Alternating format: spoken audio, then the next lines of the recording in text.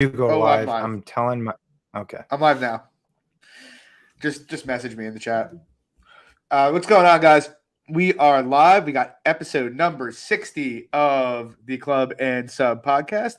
This one is going to be for UFC 265. We got a pretty good card in store. Decent for betting. Should be good from aesthetic point of view. Certainly better than, what it looked like pre-fights last week and, what it looks like for the next couple cards coming up. As usual, we're brought to you guys by betonline.ag for a 50% bonus up to your first $1,000 deposit. Use the promo code CLUBSUB. And guys, if you like the show, please drop a like and subscribe. It helps us a lot. We'd really appreciate it. And, tonight you got me at MMA Fox, John Stargarian, and Luke at SWR_betting. Lags is out tonight. It's got to work late. C's supposed to be joining us. We will see if he hops in or not. But we're going to take you right through the card. So, Luke, first fight of the night. Start with you here. We got Johnny Munoz Jr. taking on Jamie Simmons. We were just discussing this fight. What do you think? Yeah, I think it's I shouldn't say it's an interesting one. I definitely get the credence for Munoz here. I definitely think he should be moderately favored. Obviously, the levels in terms of the grappling are pretty evident. You got your black belt versus your brown belt for sure. Large majority of Munoz's W's have come by sub. Pretty talented in that capacity. But what I do think is interesting, at least to give a little bit of credence to Simmons, I think he's one of the better wrestlers, if not the best wrestler that Munoz has fought. Comes from as well too. You got me? Yeah, you're good now. Yeah, so Simmons comes from a D3 background, so there's a chance that he might just be able to positionally control. I don't think it's like overtly high percentage, but I think it's potentially in play. And then just when they're standing, I think these guys can probably just let it fly. I think Simmons, like 4 of his 7 W's have come via KO, and I don't really love what I've seen from Munoz standing, so I don't know. I just think there's kind of an interesting dynamic to the fight, but I largely think Johnny Munoz rolls. Yeah. I agree with you. It's funny because I just mentioned this to you before we went live, but I had recalled really liking Munoz's game after the Munoz fight. When I think that fight was like 6 or 8 months ago. But going back through tape, it's weird because I don't hate his game. He seems like a fairly strong wrestler, obviously a pretty strong jiu-jitsu game, but his striking is mostly non-existent. And there also just haven't been many instances of him on his back, so far. We've seen it a bit and he's played guard, but I don't know. I largely agree with almost everything you said. I think he should be able to take care of business here. Simmons hasn't been forced to fight into fights late very much in his, career so far.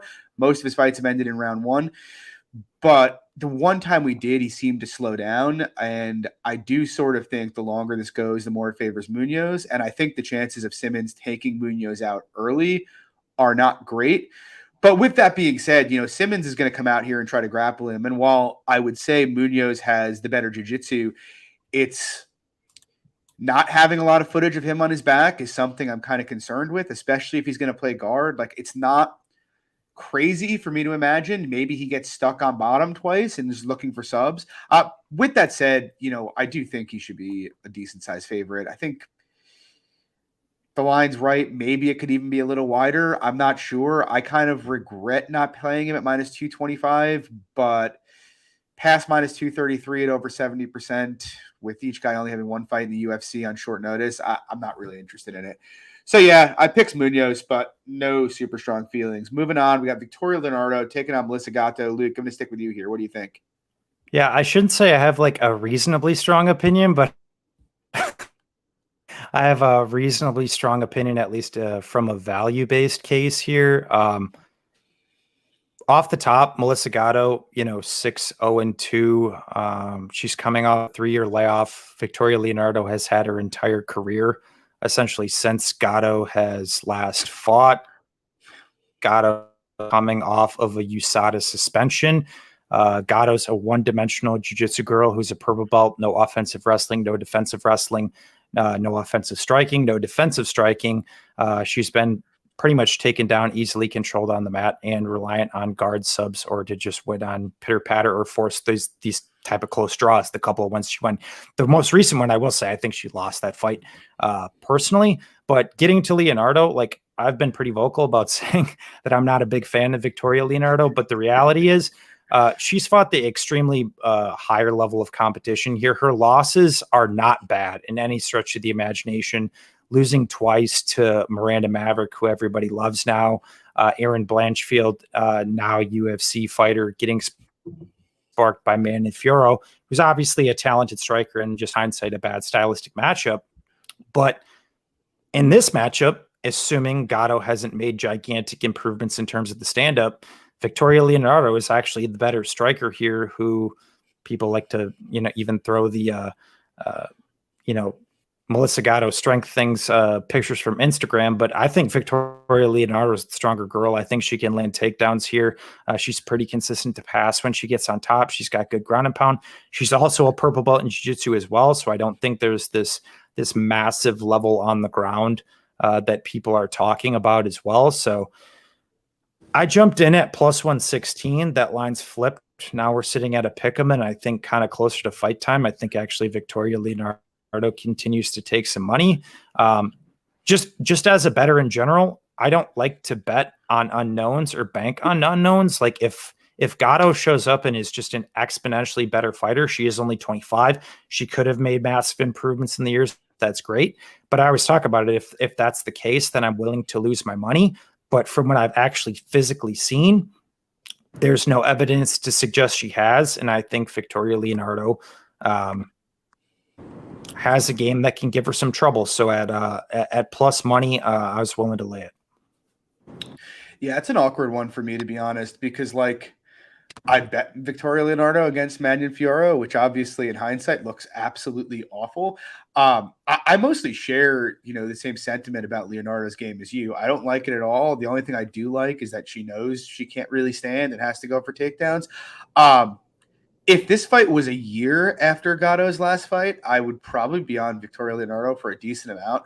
The problem is for me with the 3-year layoff and with Gatto being relatively young, there's a lot of room for big improvements. I agree with basically everything you said. It's just I think the barrier you need to clear to beat Leonardo isn't really a high one. And so it's basically I'm firing into the unknown, which I'd be more okay with at plus 150, where it is now at minus 110. That's not something I'm really comfortable with. So I think Leonardo's aside. If you're playing Melissa Gatto here, God help you.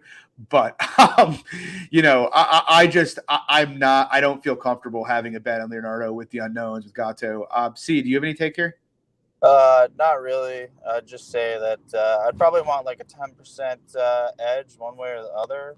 2-year, 3-year layoff at 25, you really don't know. There's been a couple people recently who are younger who had, pretty long layoffs. That Claudio guy, Reba's had a long layoff. A couple other people who are younger, and then they come back and they look relatively good. So I would just kind of steer away unless I was getting a pretty good number one way or the other. But, I don't have any super strong opinions. Yeah, agreed. Moving on, we got Miles Johns taking on Anderson Dos Santos. This is a rebook from a couple weeks back. A bit frustrating for me because I had bet Dos Santos in that fight, in a fight that was scheduled to take place in the Apex. And, there's a better number now, plus 180s out there than what I had, the plus 155 I had last time. But I am I'm still debating whether I want to play him this time around.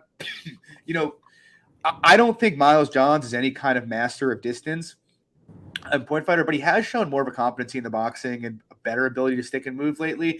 And Dos Santos' level of striking competency is quite low. And so in a bigger cage, I don't really trust Dos Santos to be able to force the exchanges he likely needs to force here. I trusted it in the small cage that he'd be able to. I still think he probably can, but it adds a kind of an extra variable that wasn't there the first time. In terms of the fight, I still think Johns is a little fragile. He's gassy. Look, he's the better wrestler. He's the better boxer. But, Dos Santos is going to bite the mouthpiece and go forward. He's a much better submission grappler. And, Johns is going to basically be taking his life in his hands anytime he wants to put this on the mat, and which I expect won't be much.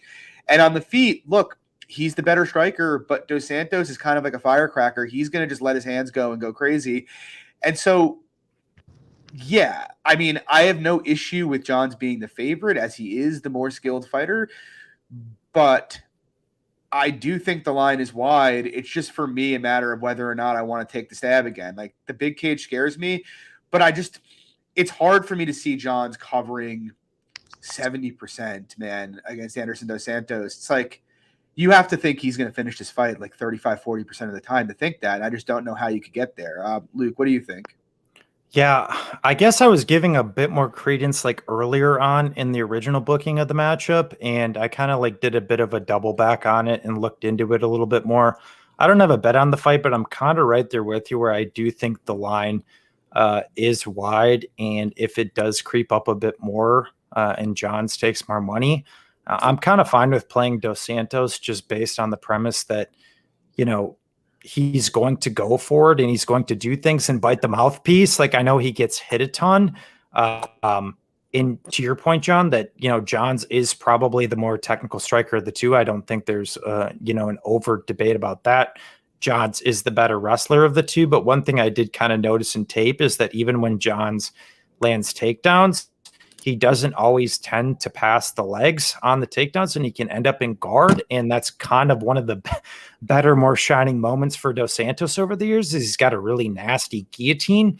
And if you're going to stick your neck in that, I don't know, man. From a wrestling-based guy who's going to stick his neck into the guillotine, that makes it a little bit interesting for me.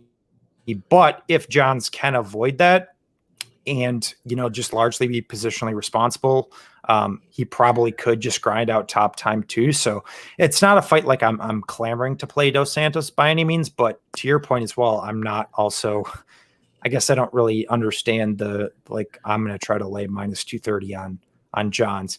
I guess the best way I can classify Dos Santos is he's like your classic dog type of guy you'd want to bet though at this type of number. He's going to fight for your money. He's going to go forward. He's got some pop on his shots. He's got a black belt in his back pocket. So yeah, I'd be more inclined to bet Dos Santos than I would Johns. See, any take here? Yeah, I like the under. I think this ends inside the distance. I don't think Johns is all that good. He's kind of gassy. Didn't Smith. I don't know. I think the Johns hype train's kind of weird. Kind of just looks awkward when he's striking. Yeah, I think that they just kind of draw out a finish. Johns strikes me as somebody who might have a little quitter vibes, but I like the under. Yeah, can't hit on the under here. Moving on, we got a fun one here. We got Manel Kape taking on Ode Osbourne. And if you followed the show for a while, you know how anti-juice I am. You also know that I faded Manel Kape in each of his first two fights. But I'm betting him here. I laid 2 units at minus 189 on Kape. I'm, to be honest, it's hard to say I'm baffled about a line in a flyweight fight that was minus 189 and even minus 200. But Kape was favored against Alexandre Pantoja and a minus 160 favorite against Matheus Nicolau. In my opinion, Osbourne doesn't really hold a candle to those guys, either of those guys anywhere. They're both legitimate top 5 125ers. And yeah, I don't know. I don't really. Most of Kape's fights have kind of ended in the first round, which there's a huge cardio question there. I don't really respect Osbourne's grappling that much either. I know he's got a bunch of subs on his record, but it's mostly against really low level regional guys. And you saw that he really didn't know what to do at all when Kelleher put him in that guillotine. And on the feet, look, he took out Jerome Rivera, but Rivera's fragile and extremely hittable. I don't really think he's that sharp technically. I think more than anything else, what Osbourne is he's an athletic, big body that's really long. I actually think there's a reasonable chance he's going to miss weight here. I don't think it's kind of weird he's dropping to 125, and I guess the size would be my one concern. But on the other side, it's I think much more of Kape now following the fight with Nicolau than I did coming into the UFC. Look, we always knew he was very strong technically and had a lot of finishing ability. But, the question was always with the volume. And you actually saw, when the rubber met the road with Nicolau, he was willing to let his hands go and kind of took over that fight for large stretches in the second half of it. And I just think the technical level between the two is immensely different here. I think it immensely favors Kape. I think he's the bigger hitter too, even with Osbourne coming down in weight. He's the far sharper striker. Kape's grappling was kind of the one concern with him coming into the UFC. And he's actually been better than I gave him credit for. It looks like he's improving that. He's a young guy. I think he's got Osbourne covered everywhere here. I don't think the line makes much sense. And so, yeah, I'm on Kape here. Luke, how about you? Yeah, I'm kind of right there with you. I also bet against Kape in both of his original 2 fights. But to your point, it is a big step up in competition for Osbourne. And I think that's kind of the misconception that people are making here, even though obviously it is chalk. Kape is still favored for sure. But I feel like Osbourne is still kind of like a semi-popular dog play this week. And I just think there's more knowns with Kape personally. I still do have some issues with his game in terms of his volume and whatnot, but there also is still as little evidence out there to suggest that Osbourne can really win a decision. I think the last decision he won was in like 2016, which was a split over an 8-5 guy. He is the bigger, longer guy, but Kape's much more battle tested, much better boxer. And for a guy at 125 pounds, has finished 5 of his last 6 via KO and hits really hard. People just look at, his UFC run, goes fights in Pantoja and Nicolau, 2 top 15 guys, takes 2 L's. Honestly, even watching, despite me having a reasonably sized bet on Nicolau, I think there's still some credence that Kape actually won that fight. To be completely honest, I wouldn't hate if it got scored that way.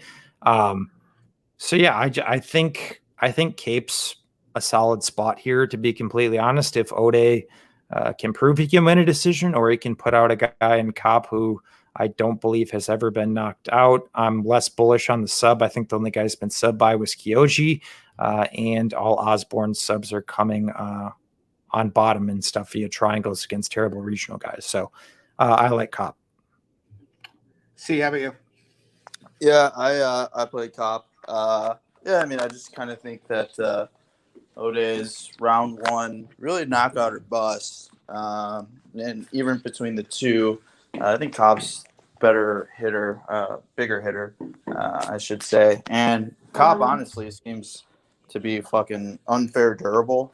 So I think Ode cutting all the way down to 125, 1, probably a rough cut, and 2, I just don't even really see where he has any technical advantages.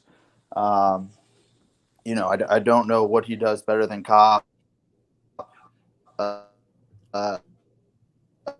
It is concerning, I guess, on Kape because of the volume. Arguably could be 2-0 in the UFC, and those are 2 pretty much top 5 flyweights. Now he's pretty much the same price versus Ode, who's really kind of just shit. So yeah. Yeah, agreed. Moving on, we got Karolina Kovacevic coming back off a brutal fight with Janssen, taking on my girl Jessica Penne. Luke, what do you think here? I like Karolina here. I like Karolina to get the bounce back spot. Not an uber bullish, confident take by any means, but I guess off the top, if she can't beat Jessica Penne in 2021, I think homegirl needs to probably call it a career. Obviously, the girl has not looked good in any stretch of the imagination in her, last 4 or so years, but she's been fighting nothing but perennial top 15 girls over the course of that time. She's uber high output. That's where her advantages come. She's super hittable, but in terms of the general striking and boxing, I think there's definitely levels between the two. And you can say that Penne is the longer girl, but I haven't seen her use it with any sort of effectiveness, considering the fact that she got outstruck at distance by a 5-foot girl in Daniel Taylor over the course of 15 minutes. Granted, not exactly the same style matchup, as Taylor kind of bounces on the outside and Karolina kind of fights fire with fire, but nonetheless, still got outstruck by a exponentially smaller girl. I just struggled to see how Penne keeps up on volume. But the credence to Penne is that if she is able to get Karolina down, Karolina has been subbed before. She hasn't looked great on her back, but Karolina does stuff takedowns at 75% as well. And the girls she is getting out wrestled by, in my opinion, are much better wrestlers than Jessica Penne, where if you actually reimagine Jessica Penne's UFC stats, they're actually skewed based on her Invicta fights back in the days that actually include that as well. She actually only lands takedowns at 18% in the UFC, which is pretty horrible, and a little over 1 per 15 minutes. So I guess last point is that Penne's best part of her game, I would say, is probably her clinch game in some capacity too. But I also think Karolina is extremely strong there as well. And if Penne doesn't get the nod against Godinez, in my opinion, I think Godinez won the fight. Not overtly clearly, it was close, but I think Godinez won the fight nonetheless. If she drops that, she hasn't won a fight in 7 years, and Karolina's probably minus 186 here. With all that being said, kind of talked about a similar point with Bays and DePaula last week, so I think that needs to be said in terms of how this matchup is lined. Not something I think you should go heavy on, but Karolina is just the better fighter here. To grab it at Pick'em, if she's completely washed, she's washed. So be it. But I think hindsight, Pick'em here for KK could look like a steal. See, Karolina Penne? Passed and tape this. I did tape it. I actually went into tape thinking I was going to be big on Karolina and came out without a play. To be honest, like, look, I agree with most of what you said, to be honest. I guess my issue is, like, the things that Penne is reliable to do is bite down on the mouthpiece, go forward, and throw. Obviously, with that said, I do expect, on the feet, Karolina should be able to outstrike her. It's just kind of one of those things, though, where I'm looking at it, I'm like, yeah, I mean, I think Penne can land strikes here, at perhaps enough and in a high enough clip that we're looking at, Karolina winning close, decisive but close rounds. And then, like, yeah, again, I agree. Karolina's got good takedown defense. And I don't think Penne's a good wrestler, but she's going to attempt probably 7 or 8 takedowns. And so in a fight that has a chance to be close, where I think Penne has a chance to get on top of her, it's hard for me to push Karolina much past like that 55% threshold for me. It's just like, if she had like a real chance to finish this fight, I'd be a lot more bullish on a KK play here. It's just like, she's not really dangerous at all. Like, if you were going to attribute finishing upside to somebody, I think it would be probably largely in Penne's favor, even though I don't really think she has a great chance to finish the fight either, to be honest. I just, I don't know. Maybe I might be overthinking it. I just can't help think, like, Penne's going to do that stupid zombie walk where she bites the mouthpiece, gets hit 20 times, but lands a couple hard shots, and then ends up in a stupid clinch and steals rounds that way. So, yeah, I mean, I'm picking Karolina, but I think Penne can make it a close fight. And how dare you say Lupita beat her, by the way? I'm just kidding. But, yeah, I don't. I say hashtag shout out to John real quick for I didn't max Godinez or anything, but I was like, this girl's the truth. She's the girl's the truth. And John's like, nope, fuck you, Luke. Jessica Penne, money line, classic dog John spot comes through. Now that was a good play. Regardless of whether I agree with or disagree with the decision, there is definitely value. Well, we got a couple other classic dog spots popping up the next couple fights. So for next fight of the night, we got Ed Herman taking on Alonzo Menifield. As you guys know, if you've been following the pod for a while, we all lost money on Alonzo Menifield against Open Safe Brew. And you know what's funny? When I was taping this fight, I was just like, what the fuck did I see in Menifield, like, as I'm going through it fight by fight, that made me think he was going to fight intelligently in that fight? He's just like, the reality is, it's funny because I posted a tweet this week that was like, Alonzo Menifield is still being lined as if he's good. And I said, our boy Magic responded like, yeah, he just basically looks like a brick. And it's like, that's true. I honestly think like, where he gets lined half has to do with like what he looks like. He looks like a bodybuilder and he looks like he should hit hard. But if you actually go and look at his UFC fights, The only two guys he's hurt in the UFC are he knocked out Mahmoud, who everybody knocks out, and Paul Craig, who we kind of just caught awkwardly while he was pulling guard. But like, he hasn't really, I guess he hurt Clark because he fractured his orbital, but it's not like he put him on skates. Like, he didn't really hurt OSP, who everybody hurts these days. On top of that, it's like you look at Menifield and it's like, he doesn't set anything up with his strikes. He doesn't really extend combinations. He doesn't really manage distance. It's really one or two lunging strikes into the clinch. Like, that's pretty much what he does. And pretty much every fight, except the one time he didn't, was against OSP, where he basically let OSP just body kick him for about 7 minutes before rushing into a knockout punch. And so I look at this here and it's like, yeah, Ed Herman's old as fuck. I get it. I get it that like he was about to lose, or he should have lost against Mike Rodriguez. But like, the truth is Mike Rodriguez would beat the shit out of Alonzo Menifield standing. Like, I don't think the levels between them standing are that close. And like, looking at this, like, yes, Menifield has the power to dead Herman here. Like, no question about it. I don't deny that. But like, if he does what he does every fight and lunges into the clinch, Herman is a much better clinch fighter than him. We saw it with Devin Clark. Devin Clark's not even a particularly good clinch fighter, and Menifield was losing the clinch there. I actually expect, again, I capped Menifield as a slight favorite just because, Herman is 40 and he has looked like shit recently. But the reality is he's probably the better grappler. He's going to be better in the clinch. And while Menifield has the power to nuke him, like I said, he doesn't really set anything up, and he's not going to be really showing Herman anything he hasn't seen. I just don't really see how Menifield 70% implied makes really any sense at all. So I have a small play on Herman here. I don't, like I said, I just don't really understand the line. Luke, how about you? Yeah, I didn't think I was going to be playing this either, but I did do a reasonably deep dive into it. I'm kind of right there with you. Not more so on the Menifield side, just because we kind of know what Menifield is at this point, but more so on the Herman side. I did a pretty deep dive back in on IL. But yeah, to your point, I just don't really understand how Menifield covers his price tag if he does not nuke him in the first, because there still is no evidence to suggest that he can win a fight over the course of 15 minutes. The one time it was extended against OSP, he didn't do anything, gets knocked out.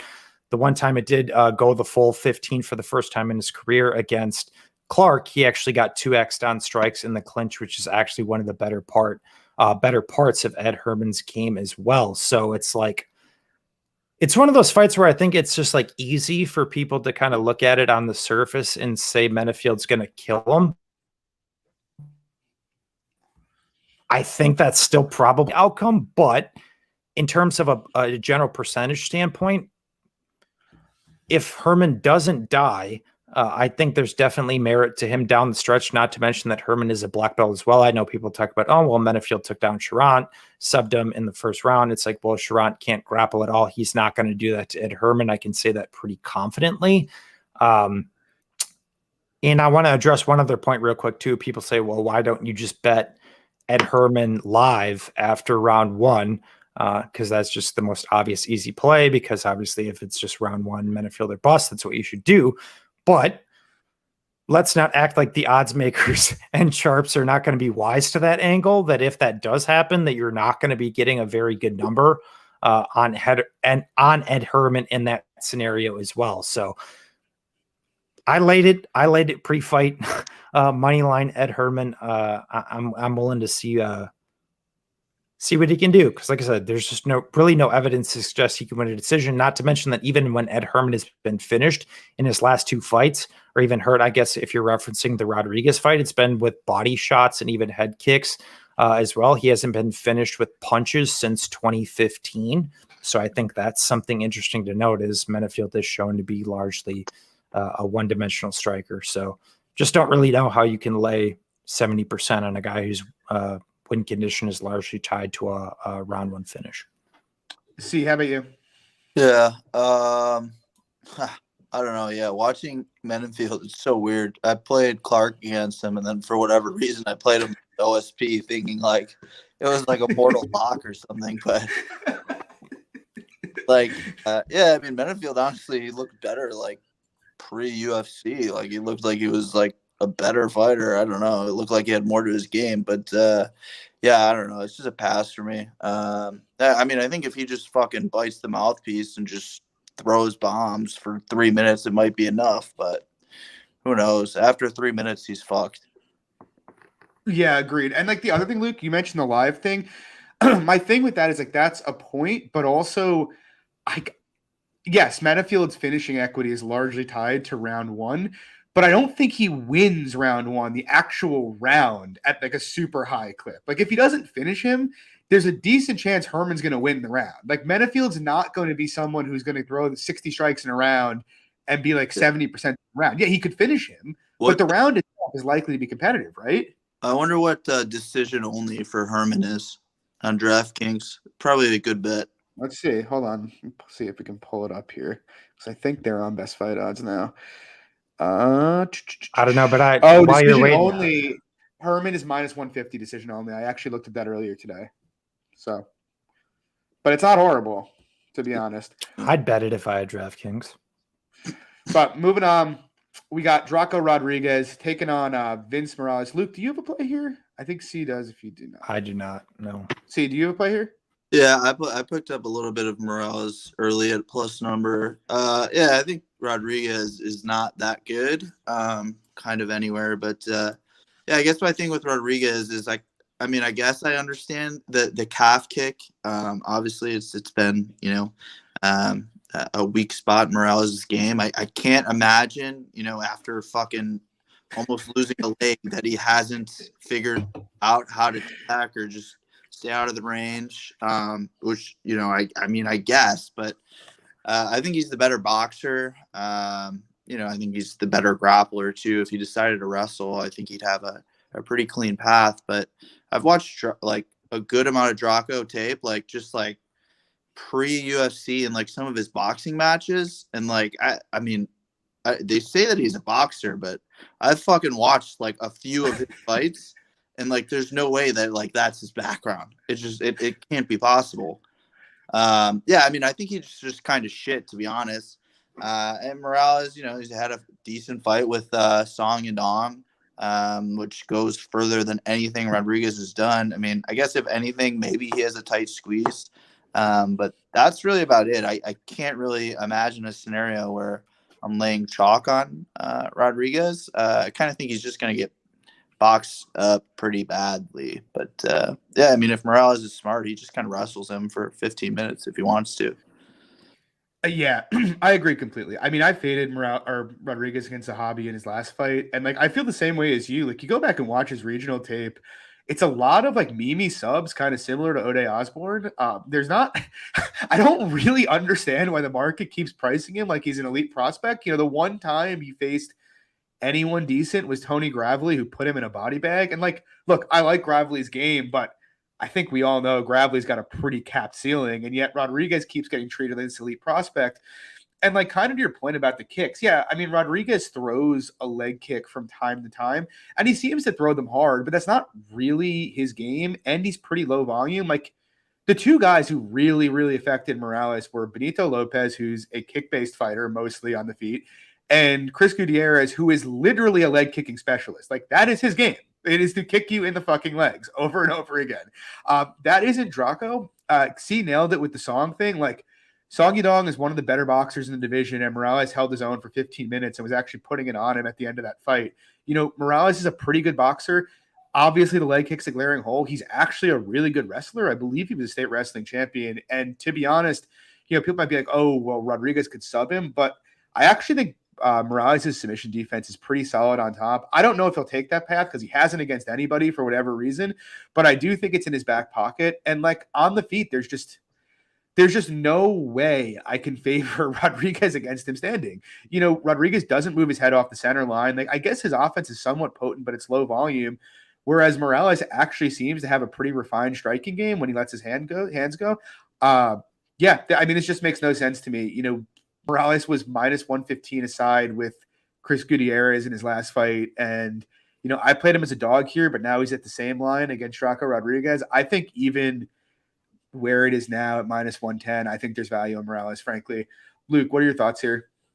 So quasi contrarian take, I don't disagree with any of what you guys said in terms of the stand-up per se. I'm not a Draco Rodriguez guy, but I've also been vocal about that I'm not a Vince Morales guy. I did bet Chris Gutierrez over Vince Morales. I think we were head to head on that one. But I guess in terms of this fight, I think it's just kind of binary, to be honest. Like I said, I don't disagree with any of your guys' takes in terms of the boxing. I think the levels in terms of stand-up are pretty evident in terms of the stand-up. But that's why I also thought it was really interesting and weird that Draco just didn't pursue any takedowns against Zahabi in that fight. He just kind of stuck on the outside, which was probably like the worst thing he could have done. I know Zahabi's a black belt, but still, hindsight, that's just really not what he does historically. So I think, the credence to Draco is he needs to go aggro. He needs to shoot takedowns, because what I have seen from Morales on bottom, I don't think it's been great. Like I said, I don't love Draco in terms of wrestling and grappling. He can concede position for submission. He can lose spots. I get that, but I do think he is the better grappler here. And I think if he just goes full aggro, typical Draco, that is his significant path in this fight. But if he decides to sit there and just hang at range with Vince Morales, then I think, then Vince Morales is going to look great. But I think the dude's probably learned a little bit from his last fight. That's just not his game. That's not what he's good at. That's not what he should do. I think he's going to go aggro. I think he's going to get takedowns here, and I think he actually subs Vince Morales, but not a confident take in any stretch of the imagination. Like I said, I think it's just more of a binary fight to me, where instead of backing a side, I would actually rather look to back the under 2.5 round evens, because I think both guys have significant finishing upside in whichever capacity the fight takes place. Yeah, fair. I mean, we'll see what happens. Hopefully Morales boxes his face off, since you don't have a fight on it. But up next, we got the my most anticipated fight of the evening. We got Rafael Fiziev, 9-1, taking on Bobby King Green, 27-11-1. I think this line's fucking crazy, if I'm being completely honest.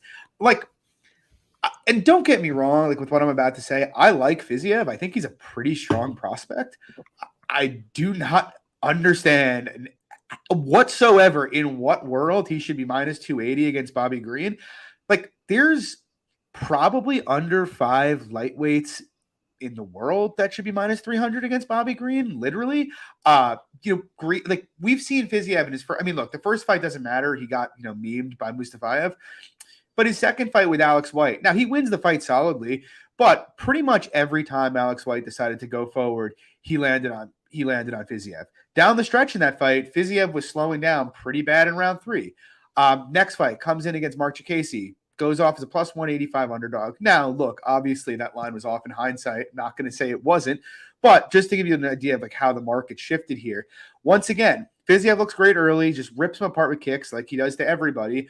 But late in that fight, he slows down once again, and pretty much whenever Chiesa let his hands go, he touched him. I literally every time, and again, took round 3 off him. Even if you want to go to the next fight with Moicano, he knocked him out. But when it came to the actual boxing in that fight, before the knockout, Moicano was touching him up in the pocket pretty much at will.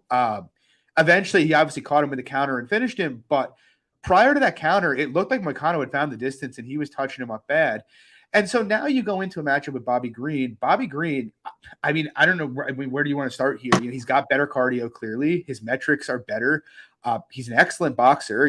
I do expect, given what we've seen against White and Chiesa and Moicano, that in terms of sheer boxing exchanges, I think Green is the better boxer. He's not the better kicker, obviously. And, Fiziev could cause him some issues there. But, Green's a pretty good switch stance guy. He fights out of both stances fairly well. And then you look at grappling. Look, Fiziev's gotten 100% takedown defense at this point, but Green is – Moicano only attempted 1 takedown before he got knocked out, and it was a half-hearted takedown. Green is by far the best wrestler he's faced by a country mile. Green's going to attempt takedowns. He does every single fight. And, I mean, I guess that's where I come down. Green's had way more fights. He's fought a much higher level of competition in his career. Again, the metrics check out. When you look at the boxing, I think as long as Green doesn't back up and get stuck against the fence, which basically never happens to Bobby Green, he uses the cage pretty well. This is going to be a competitive fight. I slightly favor Fiziev just because I do think, finishing upside is largely in his side. But I'll put it to you this way. If this goes 15 minutes, you're going to be sweating your dick off with the Fiziev ticket. Like that, I can tell you. There's basically no way I can see Fiziev going really, really, really blowing him out on the feet. He can have success with the kicks, but Green's going to land here and land a lot. And once he gets his reads, kind of like Moicano, I think he's going to start touching him. Harry just said, do I think he's vulnerable to kicks? Yeah, I think Green can be vulnerable to kicks, but he went head-to-head with Barboza and was okay. And like I said, he can switch stances. So, yeah, I think Fiziev, slight favorite, is fine. I think minus 300 is fucking crazy. I have 2 units on Bobby Green right now. If he goes back to that plus 250 mark, I might add to it. Luke, what's your take here? Yeah, this is probably one of the later ones I got to, and I know you boys are going back and forth in the chat about, max bet Bobby Green. I'm like, you guys are out of your fucking mind. What the hell are you guys talking about? And I looked into it, and I don't want to repeat all your points, John, but I kind of hold a similar opinion. I just, more so from a line value perspective, I don't understand how Fiziev covers a minus 325 if this goes the distance. Yes, he does have more finishing upside, but that's kind of been the name of the game with Bobby Green in fighting the elites. He just fights these guys close, even if it's like 30-27 unanimous, like the Barboza fight. Probably a bad example, but I know that's kind of like a lot of a point people want to reference because it's like a, kick versus kick. You want to go compare. But what I will say, if you're looking at a Barboza versus a Fiziev really succeeds when he's able to go forward or in the mid-range, where Barboza tends to thrive more so on the outside or the mid-range game as well. And I think it was more so on the outside that we've seen consistently from Barboza that also gave Green troubles, and Green kind of had to try to follow him and pick up on him. And that's where he struggled against Barboza. So I don't think there's necessarily two parallels or overt parallels you can make between a Barboza and a Fiziev personally. But yeah, I just think Green is going to give him a fight. Personally, I think that Fiziev lands the bigger shots, and that's probably why Bobby Green loses this fight. But nonetheless, I can't really get past putting Fiziev 60-65% here. Really any better than that. I mean, Bobby Green hasn't been, I think he's only been finished with strikes once in 39 pro fights. Guy's just tough as shit. He's always in there. So I like Fiziev, to John's point. I like him as much as anybody does. I actually bet him as a dog against Chiesa, cash that ticket. But I like Bobby to give him a scrap. Like I said, it's probably going to be, more often than not a losing ticket, but we're betting numbers here. And I just don't think that Fiziev covers it. I think it goes the distance, and the fact that we're in Texas. We have a bunch of J Browns scoring these fights as well. Probably gives more credence to Bobby Green in this fight, and maybe getting some wonkiness, assuming he is eating the bigger shots here too. So to be honest, I don't say it very often, but at least and in terms of this big of a dog price, I think Bobby Green's just like a must poke. I don't think you have to play him large. I know John and C might disagree because C might have his entire house on Bobby Green, but I think Homeboy's worth a poke here. I just don't see how Fiziev covers his price tag unless he knocks the dude out. Hit me with it, T. Yeah, I'm a part of the Bobby Green fan club. I would bet Bobby Green plus 300 against anyone in the 155-pound division, including Khabib. Khabib's worst matchup is Bobby Green. Don't care what anybody says. Someone tell me I'm wrong. I'm not wrong. It's factual that Bobby Green would give Khabib fucking hell. Come on. You guys know that that's the case.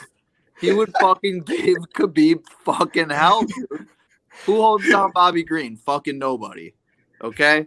But anyway, moving on to this. Yeah, I mean, when I first saw the number, I was like, yeah, auto bet. Didn't really even have to think about it. Taped it, and then I was like, yeah, double auto bet.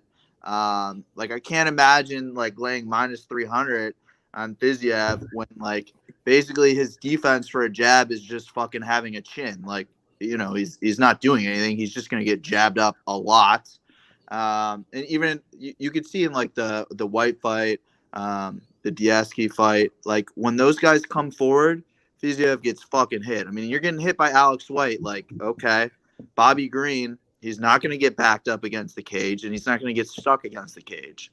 So that takes away pretty much what Fiziev does best.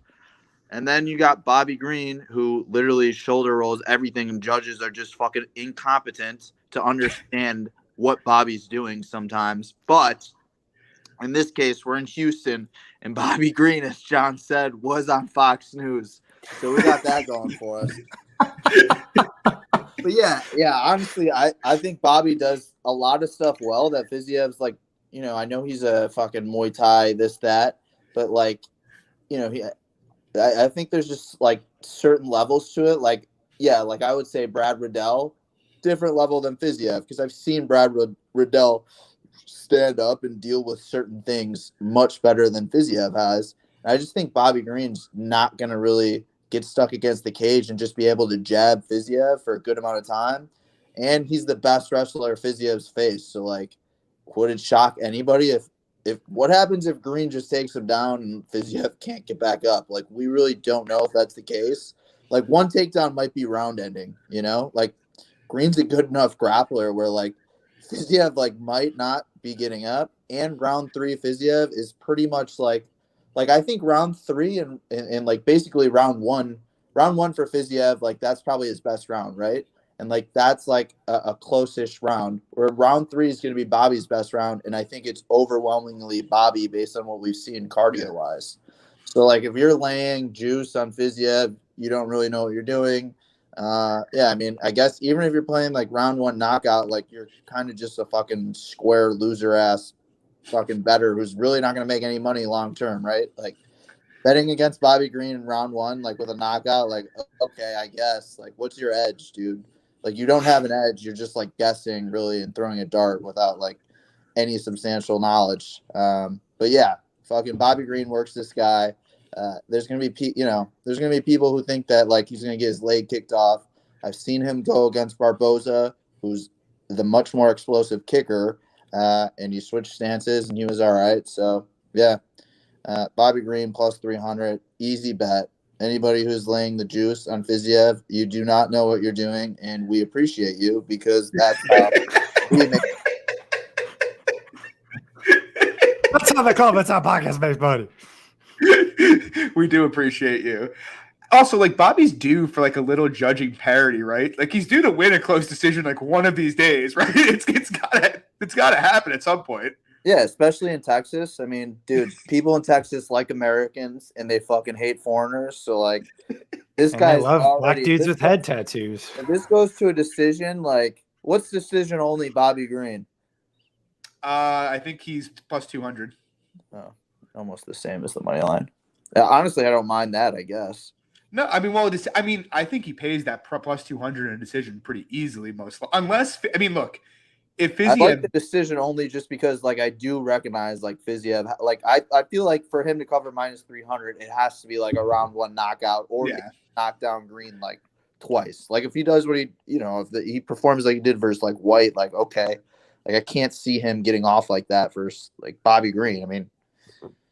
I mean, if Fiziev covers minus 300 in a decision, then he's a lot better than I think he's pretty good. But if he absolutely beats the brakes off Green for 15 minutes, he's going places like very, very high places. Round 3, Bobby Green sub, book it. Well, I think it's, well, dude, it's not only that we don't think Fiziev is good. I just think it's a stylistic based matchup that Green can give him issues here. That's, I think, in my opinion, I don't want to speak for you guys. To me, that's all I'm saying. There's certain things that Bobby Green brings that can make this fight a lot more closer than the odds indicate. It is. He's also just a very good fighter. You know, he's not like I bet Moicano against Fiziev, but like Moicano is massively fragile, whereas Green is not. You know, so it's like he can do a lot of what Moicano was doing to him and having success with. That's what he excels at. You know. I think that was your point. I don't think you could. I think plus 300 on Bobby Green versus anyone at 155 right now is a good bet. Like I can't I can't imagine plus 300 on Bobby Green. I'd take him plus 300 versus Charles Oliveira tomorrow. Like, why? Yes. I'd take him plus 150 against Charles Oliveira, to be honest. Michael Chan, Gaethje. Honestly, Bobby Green would probably just fucking sub Gaethje. So, like, yeah, I'd take plus 300. I disagree with you guys on that. But I don't know about that yet. Hopefully he gets there. I need Bobby to win, like, to rip off like 6 in a row and really make some noise, make a bunch of money, a bunch of. All right, boys, let's move her on. Yeah, all right. We've spent too long here. Moving on. See, I'm gonna start with you here. We got Casey Kenney taking on Song Yadong. Yeah, I don't. I thought I put Casey 55%, so I thought the line's like okay. I'm not dying to play either side. I do think that Casey may be getting a little bit of shit, but I think he's just like more diverse striker than Song Yadong. And I guess like my thing with Song is like, Phillips. Like I watched the Phillips fight and it's frustrating. Obviously, I bet Song there. And like, yes, he's got quicker hands and he's got the more powerful hands. I just think that Casey is a little bit more diverse in what he could do. I said I like it. I do like the under or ends by knockout. I know everybody thinks that Casey can't knock him out, but I think these guys are going to trade in the pocket and like, look, dude, like plus 900. I mean, it's almost like the Volkanovski, like Max Holloway fight where people were like, yo, fuck it, ends by knockout, right? There's going to be so many fucking strikes thrown. Like, yes, they're super durable, but man, if you're throwing 120 strikes on each side, significant strikes, somebody is going to drop. And like plus 900 on Casey knockout, not a bad number. Plus 230 fight ends by knockout. Don't hate it, but yeah, I'm not sold on like either side really. It's kind of just a pass for me, but I think Casey gets a little bit too much shit where Song Yadong, Casey fought Wood, who I think is a better striker than Song Yadong, more diverse to his game, and then getting blanketed by Merab, and then honestly, he gave Cruz a pretty tough time on the feet for a while there. So I think Casey might have landed the most significant strikes over 3 rounds than anybody has in the UFC. So yeah, so I played Song for 1 unit, very small at plus 100. I basically feel similarly, except I have like Song like 55%. I think he should be a slight favorite. I guess my view is this is probably going to be a brawl. The guys who have gone forward on Kenney have been able to draw out volume out of him. Not that they've made him look worse, but they have been able to, he is willing to just kind of bite down and fire back. Like we've seen that, in his fights with, in the Smolka fight in particular, also in the Wood fight largely. I just don't, the Phillips fight was super concerning and super fucking frustrating having that Song against him. But I don't think Kenney's really capable of playing that, jab you in the face and move kind of thing. That's not really his game. I think he's going to bite down and probably swing with Song. In the pocket, I think it's close in terms of their striking. I just think Song hits a bit harder, and I think I think he has more ability to extend combinations than Kenney does as well. And on top of which, I saw Harry mention it, but yeah, I think Kenney's cardio is a bit suspect. I wouldn't say it's horrible, but he has slowed down in a number of fights. Song slowed down against Vera, but that was a fucking grueling fight too, which this may be. But I do favor Song a bit in that regard. Ultimately, though, I expect it to be a close fight. I think, when we see the final numbers for this fight, for however long it goes, if it goes to a decision or it's early, I expect them to be pretty close. I just favor Song. If someone wins by KO, I personally think it's heavily geared towards Song. And that's why I make him a slight favorite here. So I have a small bet on him. Not hugely confident. Like I wouldn't be shocked for Kenney to win this fight. I just think Song's power and his ability to keep up with the output probably gives him a slight edge here. Luke, how about you? Yeah, it's one I've kind of went back and forth on a little bit. I don't really disagree with many of the points you made. I think that Song is the better striker here who has more finishing upside, but I don't think it's by a significant margin. And to be candid, I just haven't given Casey Kenney enough credit over the years at all. I've picked against him 10,000 times, and the guy continues to win. So he's just clearly better than I've assessed him in the past. And so really what it comes down to me is that even though I favor Song kind of in those pocket-based exchanges, that Song can be taken down and Song can drop rounds on his back. So in what could be, even though I would still slightly favor Song in a 15-minute kickboxing match, if that's the case, if Kenney lands a takedown or two in these couple rounds in what's reasonably a competitive striking exchange, I think that could be enough to win him rounds here. So definitely no bet for me in any stretch of the imagination, but I'm actually going to pick Casey Kenney here. Even though I've been a big Song supporter, I laid a decent price on him against Phillips, but definitely not jumping ship on him. I just think stylistically it's a close fight that potentially takedowns could steal rounds, where I don't think Song has the wrestling or scrambling ability of a Marab or a Ray Borg or anything like that. So I think Casey actually does have the path on the ground and in the wrestling to potentially steal this fight. Yeah, I mean, it's a close fight. It's going to be a fun fight. You know, these two fights, Fiziev Green and Kenney Song, might be the two best of the night. We'll see. There's a couple other bangers ahead of us. Speaking of which, we actually have a banger in the women's strawweight division here. We got Tecia Torres taking on Angela Hill. Luke, any thoughts here?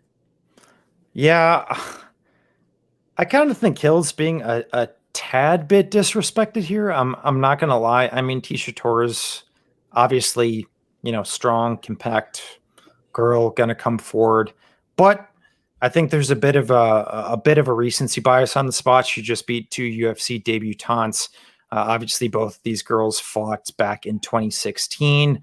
Tecia Torres grinded her out, got damn near, I think, 10 minutes of control time, 2 takedowns. But Angela Hill has massively leveled up since then. Her takedown defense currently sits at 76%, which is borderline elite, especially for WMMA. I do think Torres is probably the more physical girl, and that's something we talk about in terms of capping WMMA. But I think Angela Hill is the much more technical boxer who possesses a higher pace and higher output over the course of 15 minutes. So, yeah, I kind of think it should be Pick'em. If not, actually, Angela Hill should be favored here, to be completely honest. So my pick is Hill, but it also could just come down to optics. Once again, it's another really, really close fight. I'm just not really bullish on, Torres getting takedowns, grinding her out. Like I said, the big thing for me is I think it's just kind of a recency bias type of spot. Because arguably, Angela Hill beats Claudia Gadelha. Arguably, Angela Hill beats Michelle Watterson personally. I think she beat Watterson. Going back, watching the Gadelha fight, I do think she lost the Gadelha fight, but nonetheless, like razor thin margins there. So I think Angela Hill as a dog is the side, but no bet for me. See, how about you? Yeah, I didn't look at this one, so pass. Okay, I mostly agree with Luke here. I actually went in again. It's the other second fight I went into tape here, and I was kind of thinking I was going to play Torres just because. She seemed to outperform her line consistently recently, and I thought this might be another spot where Hill was getting valued a bit too highly because she scored a couple wins over lower level fighters. But ultimately, I came away with pretty much the same thoughts. I don't really think Torres is very likely at all to have the grappling success that she had against Hill in their first fight. And if that's the case, and this plays out on the feet, I think Hill throws with a bit more intent. I think her volume is a bit more reliable. And it's the very rare occasion that Hill actually has a fairly significant size advantage here. 4 inches. 2 inches of height. Yeah, 4 inches of reach, 2 inches of height. And it's actually kind of interesting because I'm not comparing Hill's striking to Marina. I think Marina is obviously a better striker, but the style is kind of similar, like the Thai base, and it gave, Tecia a ton of fucking issues against her. But yeah, I mean, I kind of come down to that too. I've thought of playing Hill. I don't really want to because I do think it's going to be a high volume, close fight. But I mean, Torres only lands like 0.6 takedowns for 15 minutes. Her takedown accuracy is only 15%. She's a bad wrestler. Like the Angela Hill that was getting subbed in a minute by Randa Marcos is not the same fighter that we're seeing out there now. So yeah, I mean, gun to my head, I would definitely bet Hill. I think if I got like plus 130, I'd probably bet her, to be honest. But I don't know. Plus 110, I just don't feel confidently enough. But I do think, in my opinion, she's the side if you have to make a bet on it. Moving on, got Vicente Luque, Michael Chiesa. So it's a weird fight. It's funny because when it got booked, I was like, Luque is going to be minus 300 here. And I am going to bet Chiesa again for the 5th time in a row at plus 250. And it's going to be beautiful. And then the line came out and Luque was like minus 200. And it slowly trickled and slowly trickled and slowly trickled. And now it's evens, and it seems like everybody's on the Chiesa side here. And, like, don't get me wrong. I'm one of the biggest fans of Chiesa out there. Like, I back the guy over and over and over again. I think he's perpetually underrated by everybody because he is – what he does is somewhat basic, but he's excellent at it. And that kind of process works for MMA. He just locks you up in the clinch, takes you down, neither subs you or holds you there. And it seems to work time in, time out. Plus, he's fucking huge. He was huge at lightweight, and he's still huge at welterweight. I guess my reservation here, and I don't have a bet, but like if it goes to Luque dog, I'll probably play him, is like, yes, there have been instances in Luque's past where he's looked bad on his back. But in those instances, they were either a long time ago or he was totally gassed out, in the Edwards fight, which also was a fairly long time ago. Luque's a good athlete. He's a much better athlete than Chiesa is. He's a good submission grappler himself. There's just not a lot of data on his back. And it's like one of those things where if he's made like any improvements and he can either, number one, stop the takedowns in the clinch, which I think he's a lot stronger than anybody Chiesa's fought recently. So I don't think that's that crazy, or work back up. This is a dicey fight because Chiesa, to win this fight, has to dominate in the grappling. Luque can get taken down 4 to 5 times. And if he can scramble up, he can still win this fight. Luque can give up basically Chiesa's best path and still win. Whereas if Chiesa can't have massive success, he's completely fucked in this spot. And so I look at it and it's like minus 110. Like if it turns out Luque's even above average at getting up here, he's going to look like he's minus 250. And it's not like I can't confidently cap the fight, but I can say if Luque moves to like plus 115, plus 120, I'm going to take the shot because I do think he has more available spots open him to win. Plus, as I mentioned, he's a good submission grappler, and we've seen Chiesa get tired and sub before, so that wouldn't really shock me either. But yeah, no bet. I think it's a very weird fight, and it's a pretty binary fight. Luke, how about you? Yeah, I'm kind of right there with you. It's a crazy, interesting, weird dynamic of a fight. I think in running my numbers, in 16 of Luque's fights, there have only been 3 of his opponents that have attempted 4 or more takedowns. He's lost 2 of those 3 fights, which I think is a very interesting dynamic. But to your point, Sean, all of those came a second ago.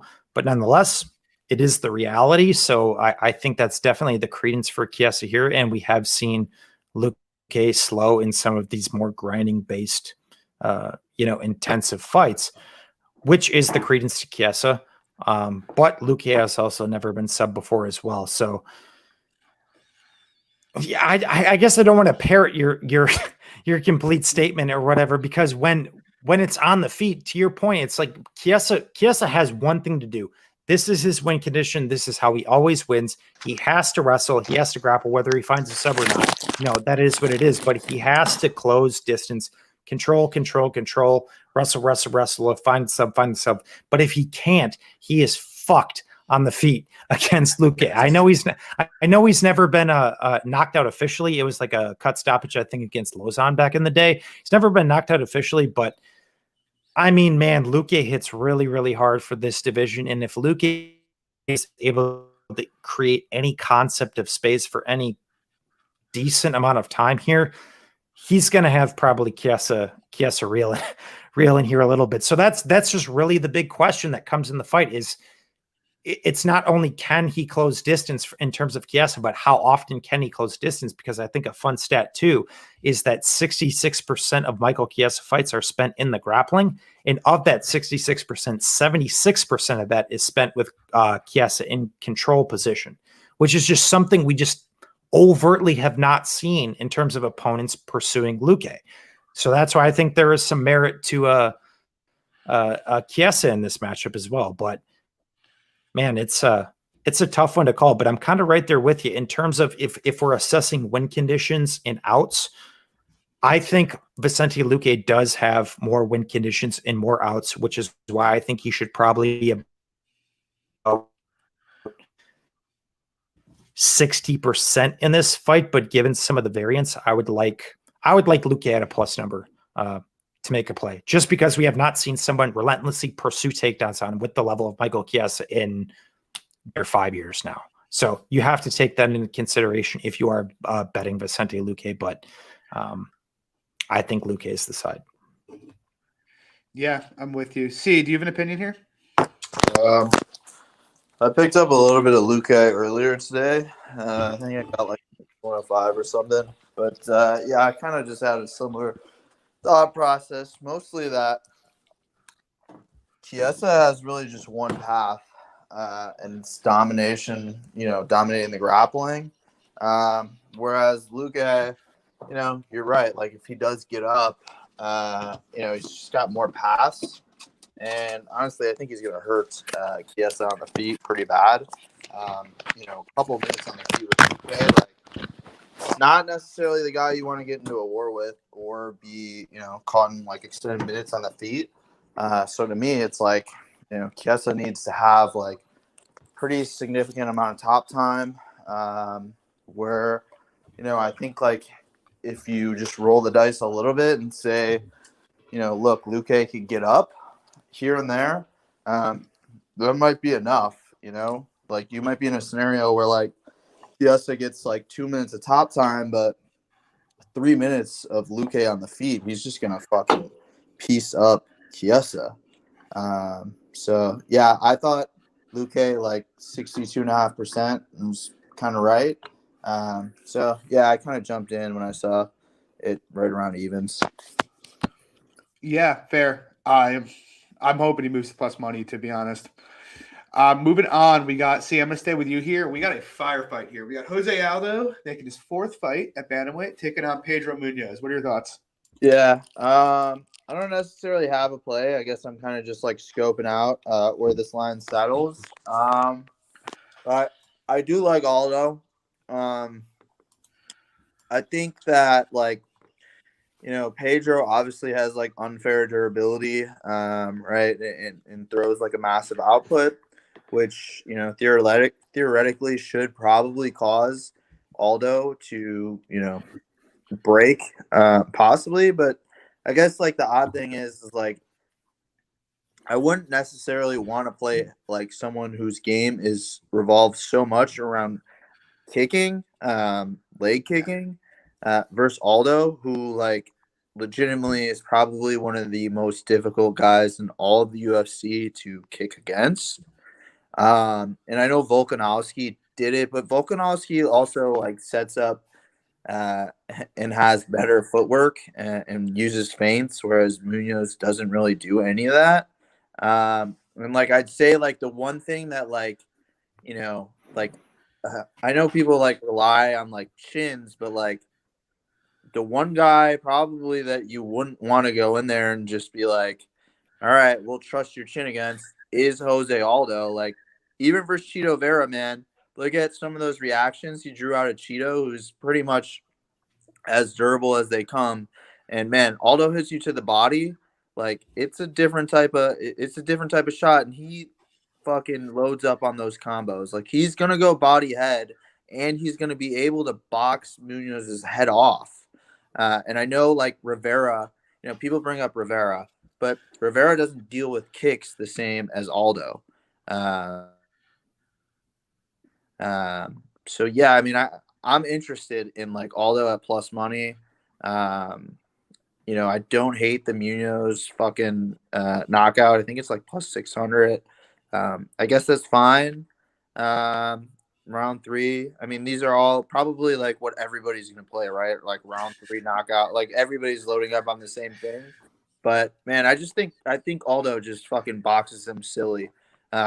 for 10 minutes, and then the last 5 minutes, maybe it gets really fucking dicey. But yeah, Aldo's not really somebody. I guess Pedro Munoz really isn't somebody who should cause Aldo a whole lot of problems.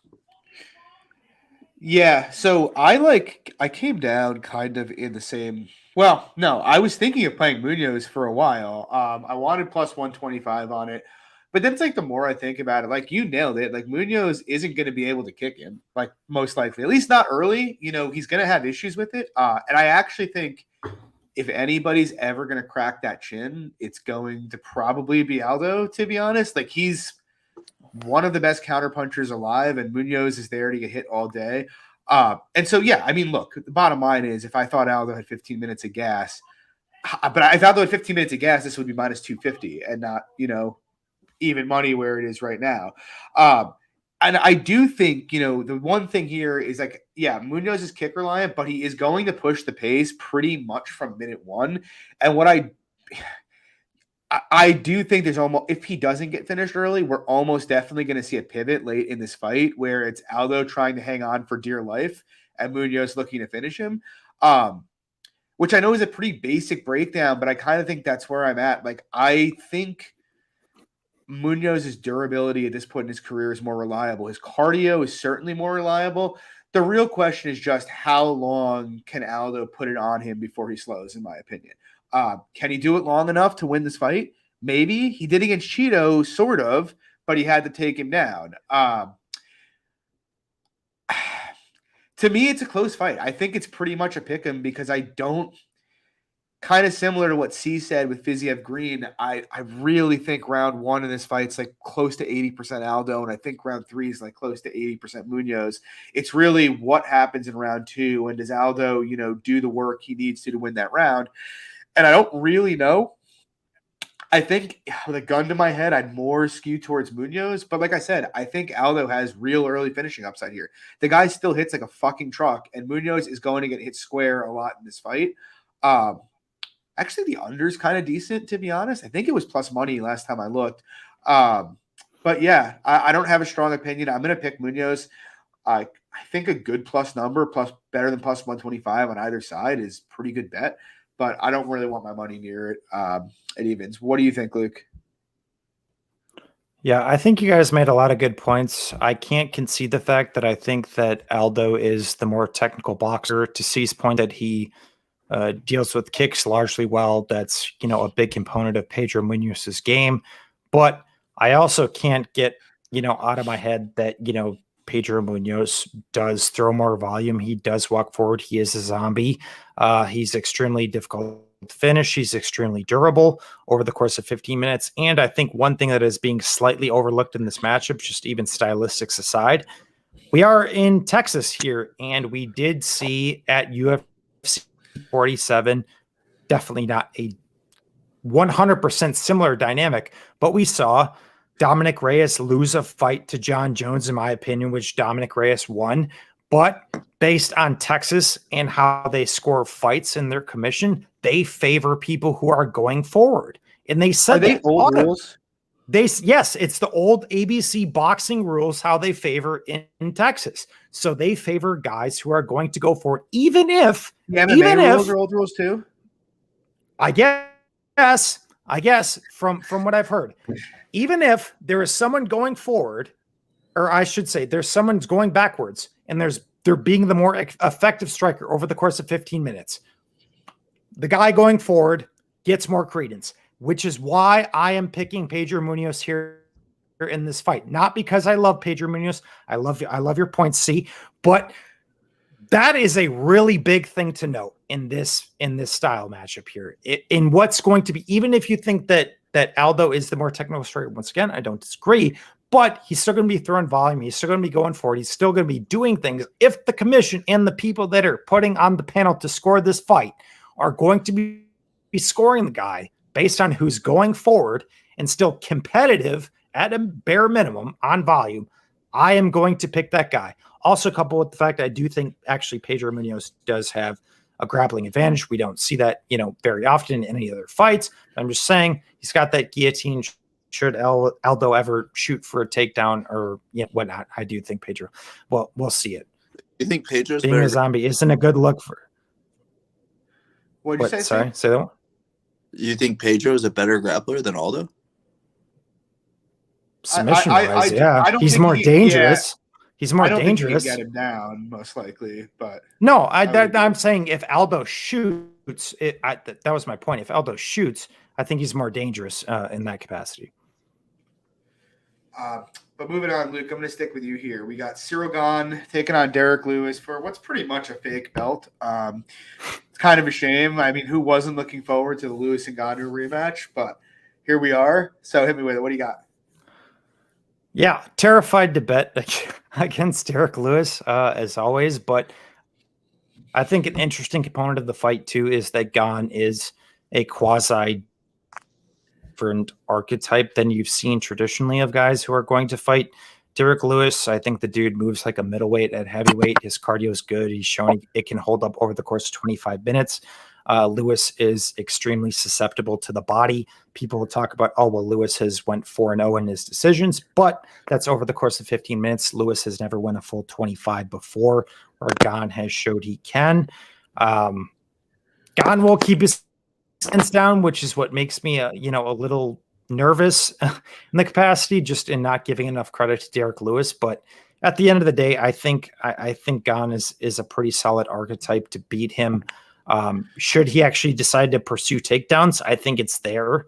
I don't think he's a great submission grappler by any means, but he's shown submission competency. It's obviously not easy to submit Derek Lewis. Fucking Alexio Linick decides to go for a scarf hold. I'm still gonna pull my hair out about that. That's even though it was there.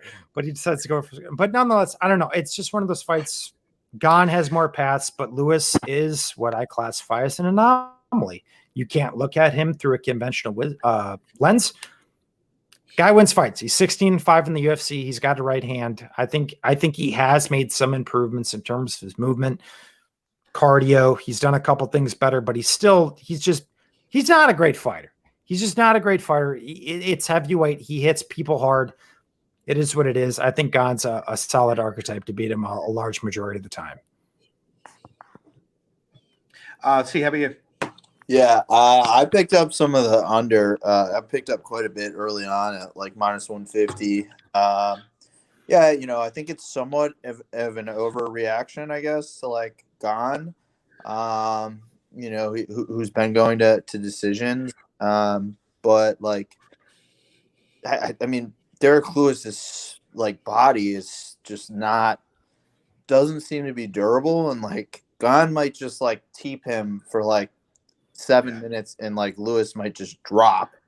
So like I mean, one, like I said, like in the chat, I guess like on the sides, like it's possible that like for the last 20 fucking Derek Lewis fights, like the market's just like underpriced like a Derek Lewis knockout by like 10%, just because like if something happens so often, like there's memes, but like you can't meme fucking 20 times in a, like at some point it is like meaningful. So like I just think that like, yeah, Derek Lewis obviously knockout or bust, but I just don't really, it going to a decision would just be weird. I guess it would just mean that like they do fuck none of nothing and they just stare at each other, which I guess could happen. But I mean, Gane just went to fucking town with Volkov. And he seems, I guess, stupid fucking durable. And Volkov pretty much shut out Derek Lewis for 14 minutes. So yeah, and now he's going up against somebody who's going to teep the body quite a bit more and work the body more. Yeah, I just like the under. I don't really like. I wouldn't lay the chalk on Gane just because like kickboxing and like Derek Lewis fucking power. It just doesn't make sense to me to lay chalk there. I'd rather just lay it on the under and watch these fucking people swing. Yeah, I haven't bet aside, but I like the under as well. And I'm going to make a case here. And again, let me preface this by saying I am not making a case to bet Derek Lewis, but I had kind of going into this before I taped it, and I saw Gane was like minus 290 for a bit, and I'm like, I might lay that. And then it's like you look at it, not even just tape, you break down the stats. Like like Derek Lewis's knockdown rate at distance is 2.6%. Like that is an absolutely fucking absurd knockdown rate. Like I don't think like if you were to like that's just to contextualize it, if you were to knock people down at a 2.6% clip and let's say land 48 strikes in a fight at distance, you'd be expected to knock someone down close to 75% of the time. Like that is fucking wild.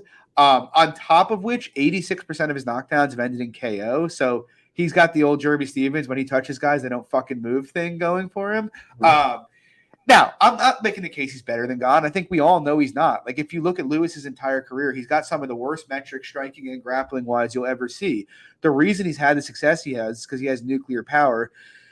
The case that I am making is I think, like to C's point, the Lewis meme is underpriced every single fight. I think it's probably being underpriced in the money line again here. Like, Lewis at plus 300, unless Gane puts him out in 6 or 7 minutes, there is a real chance he's going to get put in danger at some point. I actually would say if this gets extended, not that I think Lewis is some cardio guy who's likely to put him in danger in round like 3 or 4, but I think there's a very strong chance that Lewis could put him in danger in this fight early.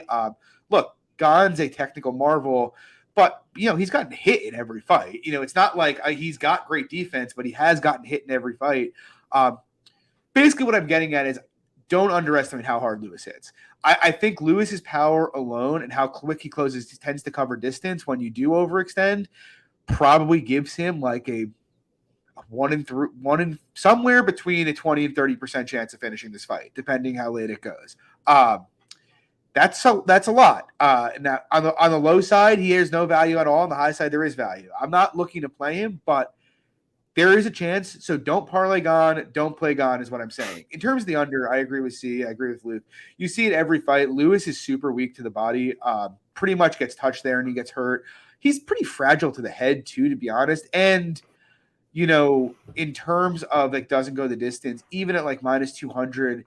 If you actually go back and watch, I think was the last time he was in round 4 against Mark Hunt. Might have been. He basically quit in that fight. It got to round 4, and he basically he didn't even get hurt by anything. He just kind of ran out of gas and gave up. Like he doesn't have gas, and Gane's going to push an extremely high pace. You know, likely at least a high pace compared to what Lewis normally sees. So I don't really, yeah. I don't really see how it goes over unless it just turns into like Gane Curtis Bladesing him for 25 minutes and landing 15 takedowns. Or not how it goes over, how it goes the distance, I should say. Which could I mean, who knows? It's MMA, weird shit happens. Maybe Gane just gives him a tepid kickboxing match because he's afraid of the power. But I don't think so. You know, C touched on it. You know, Gane's very teep kick heavy. He's going to touch him to the body. Lewis is going to swing. I think somebody goes out. My pick's Gane, obviously. Like, he's the better fighter. Not denying that, but Lewis is live. He is very live. So, yeah, that's all I'm saying. I think Narco Cop hit it on the head in the comments. Lewis KO 450 to 500. If you want to play him, that's the only way to play him in this spot. I think Gane still a plus number ITD? Yeah, Probably I think not. it's 20 or You don't something. think so? Well, I mean, that's not a horrible way to play Gane, but, you know, I'd rather have, you know, minus 200 Yeah. doesn't I'd go, like to be honest. 1,000 on Gane decision. What is it? Decision only Gane, I'd lay like minus 500, minus 600. Yeah, yes. Actually, hold on. Let's check what that is. I'm going to pull it up real quick. I would look at yeah. There's like decision only. I mean, what the fuck? Let's see. It is. You would have to get knockdowns in like 3 fucking rounds. Right. Yeah. Gone decision only. Oh my! It's minus. Well, it's huge. It's minus 650. But I actually don't think that's not. I actually think that's probably value. If I'm being honest. Right. Yeah. That's what I'm saying. Like, Can you parlay that? like what do you guys think Lewis' decision is? Like 5%? 5%? yeah. I mean, And that's like being like that's like factoring in maybe God kicks him in the nuts a couple times. Like that's you know. Yeah, you're, like- you're factoring in fucking point takes consideration. that's just, if Derek Lewis is getting a knockdown, like he's finished. Probably finishing, yeah. Yeah. Yeah, I mean, I can't see a scenario where Lewis gets 2 knockdowns. Can you parlay those decision onlys? I haven't tried to. Do I'll it. try one Do more it, time. John. House. I'd like to. Yeah. Oh yeah. I'd like to parlay that with everything. With every bet for the weekend. But yeah, guys, so that'll do it for the show tonight. We got a week off next week, and then we are back at it with some low-level MMA the next week where we're going to hopefully win some money. PFL. But as usual, I'm John at MMA Fox, Luke at SWR_betting, and C at CHanson10. Enjoy the fights this weekend, guys, and good luck. And drop a like and subscribe, please. Goodbye.